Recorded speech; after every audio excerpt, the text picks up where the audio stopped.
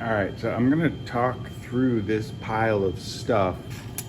You can see it's a nice clean fit.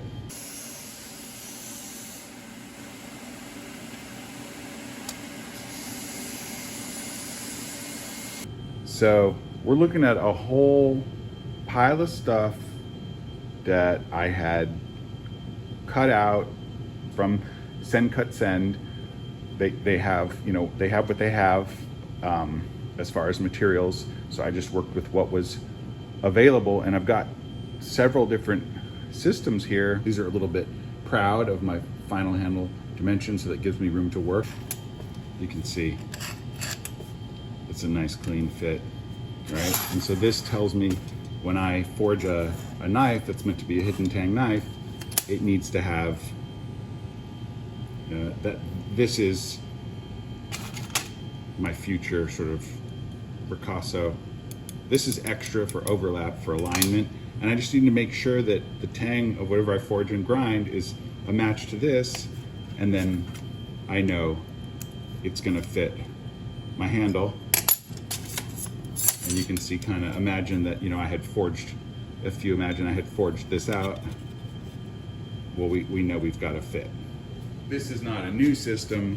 I've got old output where you can just pre-build handle blocks. I know I've got a slot down in there, and I just finish things to shape, and then I reveal that slot, and now I've got a finished handle just waiting for the next knife I finish that needs a handle. You can get ahead on these and pre-build them.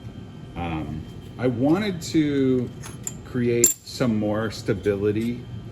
I wanted to add in some internal alignment pins. I built this essentially template. Send Cut Send wouldn't allow me to put 16th inch holes in this material at this thickness. So what I actually did was I decided to think of the metal as a drilling guide, and I know I'm getting it at my final piece at 1/8 of an inch, and I got my drilling guide at 1/8 of an inch, and then I had an extra tang template made out of aluminum at 1/4 inch. So now you see they both fit on here. I can clamp them together, and then I can use the stainless steel drilling guide to put my holes in the exact same place every time. So I'm always going to get my alignment pin holes. They're both for alignment, ease of construction, and at the end of the day, they're going to supply strength against, you know, support against shear force as well. So I feel like this is leading to a better constructed handle, and now I have a repeatable process. So that's what that's about. So that's this is all handle template system. I have these, also have these handle alignment templates. So if I'm ever in the process of fitting up tang and handle, when I'm in the layout process and I want to be sure that this is a little oversized, I might have to reprofile it. It came in at the larger size that we did our frames, and the frames are large so that there's sacrificial material, and then these wound up being the same size. But I can see that I have that alignment that I'm looking for, and so those are really useful. And when these are ground into dimensions, I can also use them for shaping as well. So there's those, and I did one for my petty, and then I built a couple of frame templates for wah handles. I didn't have any G10 actual frames cut because I don't make a lot of wah handles, but at least I've got the templates if I want to produce some at some time. Templates, they're thin, non-martensitic stainless. They're literally just for tracing out a shape or checking shape against forgings. So it's just a reference. Every once in a while, you just need some stock. So I did just, and again, I was limited to what hardenable steels were available at Send Cut Send. In this case, it was 1095. I had this idea, which was to develop a forge preform. So if this final product is meant to come out at 1/8 of an inch, what would happen if, you know, my 8-inch blade, my 1/2 inch ricasso, and my 3-inch tang, what if it was at quarter of an inch, it was a 4-inch blade, a 1/4-inch ricasso, and a 1.5-inch tang, and then I extruded it out under the press and the hammer down to half its thickness. Would it be double its length? And so this is the hypothesis.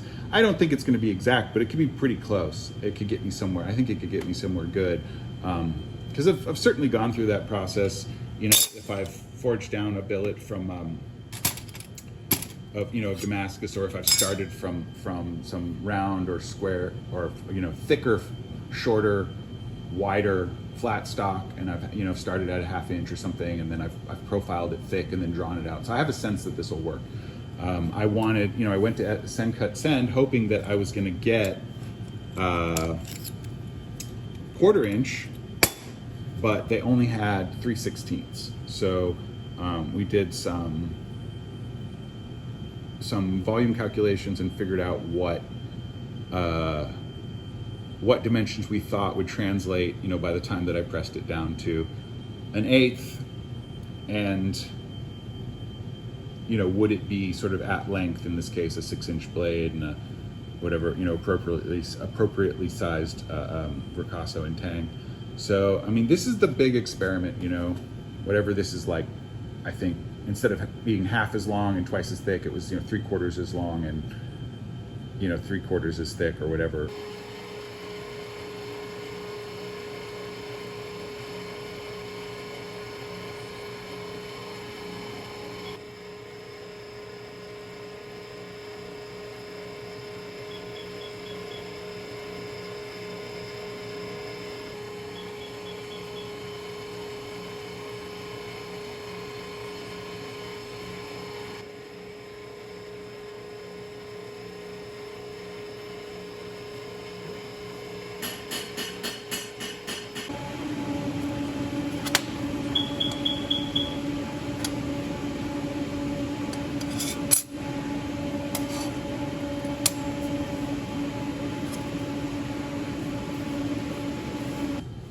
The last thing I did, which I thought was really fun and really clever, is this is a forging thickness gauge. So we're starting at 3/16, going down to 3/32, going down to a 16th actually. And this is so you can hold it.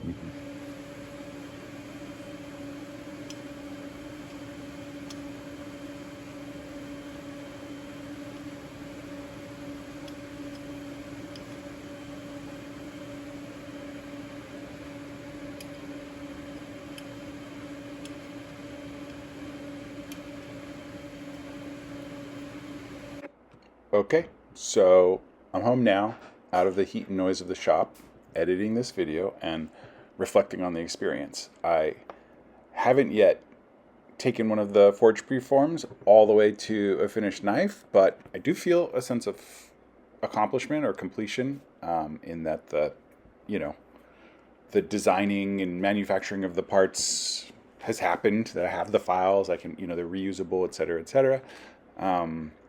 And the point was never to have AI design a knife for me. I already know the knives. I know what I want the components and the tools to do. The point is that AI helped me turn those ideas into DXF. So it helped me, breach a skill gap and get somewhere that I wanted to be. So that's huge. It took a lot of back and forth. Of course, it was a slow process. There was a lot of failed files and corrections. Alignment templates are an example of that oversight on my part. The alignment system, everything else works. The alignment system, the forged width gauge, the petty preform forged out as it was intended, which is a huge relief or satisfaction. And at the end of the day, AI, it gave me the help I needed to cross the distance between an idea and a tool I could put to work. And for me, that makes this experiment worthwhile. So feather in the cap, if you will. And thank you for joining me. All right, bye-bye.